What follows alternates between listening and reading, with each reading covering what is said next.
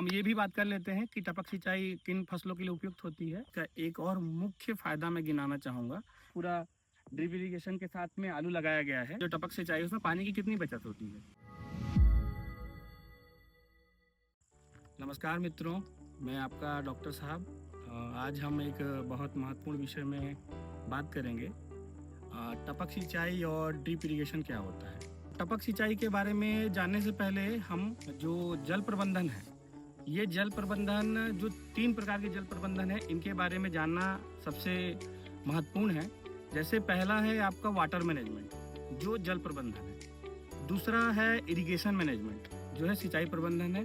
और तीसरा जो है वो है सूक्ष्म जल प्रबंधन, माइक्रो इरिगेशन मैनेजमेंट जो है ये। तो हमें ये जानना आवश्यक है कि इन तीनों के बीच में जो डिफरेंस है वो क्या डिफरेंस है। जैसे जो जल प्रबंधन हम बात करते हैं तो इसमें हम सिंचाई, जो वाटरिंग हम करते हैं खेतों में, जो इरिगेशन हम देते हैं, उसके साथ ही साथ हम ड्रेनेज के बारे में भी पढ़ते हैं इसमें, कि जल का निकास कैसे किया जाए। और दूसरा है इरिगेशन मैनेजमेंट। इसमें सिर्फ हम सिंचाई के बारे में जानते हैं, इसमें सिंचाई की विभिन्न पद्धतियों के बारे में अध्ययन करते हैं और विभिन्न विधियों के बारे में अध्ययन करते हैं। और तीसरा है अभी के आधुनिक टाइम में modern micro irrigation system management. इसमें हम सूक्ष्म रूप से जो सिंचाई करते हैं उसके बारे में पढ़ते हैं। तो जैसा कि साथियों आप देख पा रहे होंगे, हम जिस खेत में खड़े हैं यहाँ पूरा ड्रिप इरिगेशन के साथ में आलू लगाया गया है। तो सबसे पहले समझना है कि ड्रिप इरिगेशन सिस्टम होता क्या है। तो ड्रिप इरिगेशन सिस्टम होता क्या है, इसमें हम जो जल का प्रबंधन करते हैं, जो वाटरिंग करते हैं, जो खेतों में जल देते हैं, इसमें हम जो जल है वो पौधों के जड़ों के पास और लोकलाइज प्लेसमेंट करते हैं, जिससे पौधे को पानी बूंद बूंद रूप में मिलता है।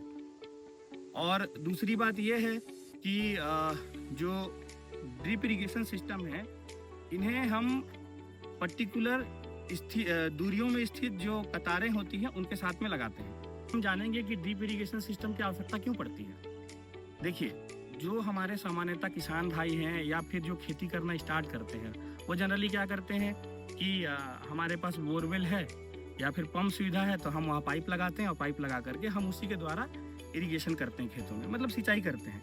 तो उससे सबसे बड़ा नुकसान क्या है कि जो पौधों को जितना पानी की आवश्यकता है, देखिए पौधा तो बोल नहीं सकता, तो पौधों को जितना पानी की आवश्यकता है हम उससे कहीं गुना ज़्यादा पानी वेस्ट कर देते हैं, मतलब खराब कर देते हैं। तो ड्रिप इरिगेशन सिस्टम का सबसे पहला फायदा यही है कि हम इसमें जो लोकलाइज्ड पानी का जो मैनेजमेंट करते हैं, पौधों को उनके जड़ों पे देते हैं, तो इससे बहुत कम मात्रा में पानी खर्च होता है।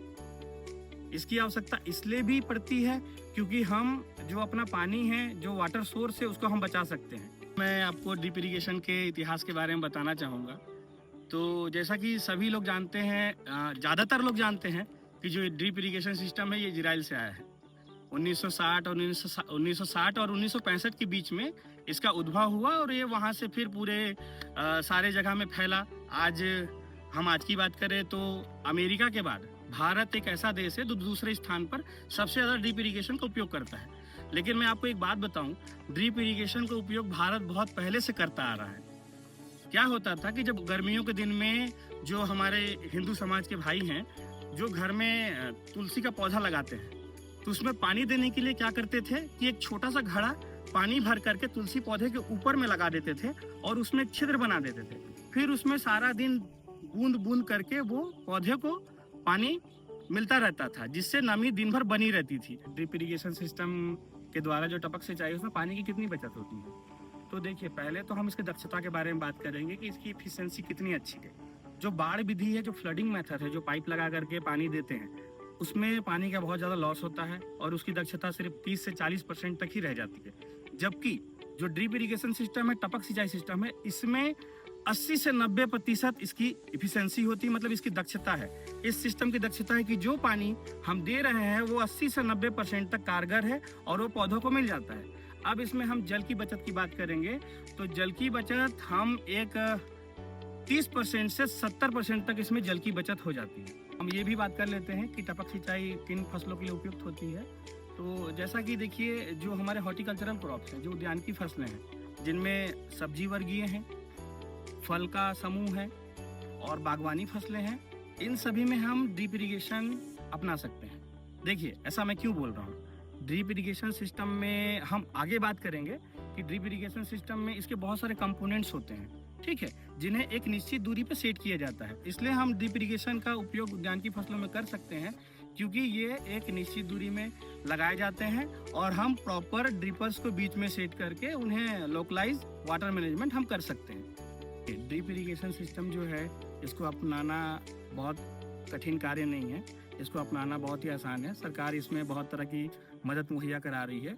सरकार इसके लिए एक योजना चलाई है, पर ड्रॉप मोर क्रॉप, मतलब हर बूंद में ज़्यादा फसल पैदावार लेना। 2015-16 से ये स्कीम चल रही है देश भर में, और अभी के टाइम में राष्ट्रीय कृषि विकास योजना के तहत ये देश भर में चलाई जा रही है। इस योजना के अंतर्गत डिफरेंट कैटेगरी के जो किसान हैं, उनको अलग अलग परसेंटेज में सब्सिडी भी प्राप्त है। हम इसके बारे में आगे बात करेंगे, इसके लिए एक सेपरेट से अलग से वीडियो बनाएंगे हम लोग। देखिए, दो तरह के किसान हैं जो नॉर्मल इरिगेशन सिस्टम में काम कर रहे हैं, और एक किसान है जो ड्रिप इरिगेशन सिस्टम में काम कर रहा है। तो इसमें सिंपल सा फंडा है कि जो नॉर्मल इरिगेशन सिस्टम में काम कर रहा है, उसके घर में जो लेबर है वो भी ज़्यादा लग रहा है, साथ ही साथ में जो बिजली खपत है वो भी ज़्यादा है। हम जब अगर ड्रिप इरिगेशन की बात करते हैं तो इसमें बहुत ज़्यादा बिजली की बचत भी हो जाती है, ठीक है। अब हम एक चीज़ और मैं बताना चाहूँगा कि ड्रिप इरिगेशन सिस्टम अपनाने से जो किसान को आय ज़्यादा प्राप्ति होती है, क्योंकि उपज में बढ़ोतरी होती है, क्योंकि हम जो पानी देते हैं वो सिर्फ लोकलाइज प्लेसमेंट होता है।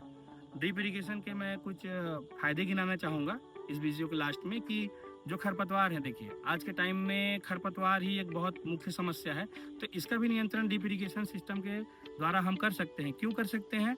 क्योंकि हम जो जल दे रहे हैं, वो वाटर का जो मैनेजमेंट कर रहे हैं, वो सिर्फ पौधों की जड़ों तक सीमित है और वो पानी पूरे खेतों में नहीं फैल रहा है। तो इससे जो अनावश्यक रूप से जो खरपतवार हैं, उनके जो बीज पड़े हैं सुसुप्तावस्था में, डोरमेंसी में, वो अंकुरित नहीं हो पाते हैं और वो बाहर नहीं निकल पाते। इससे क्या है, खरपतवार का भी नियंत्रण हो जाता है।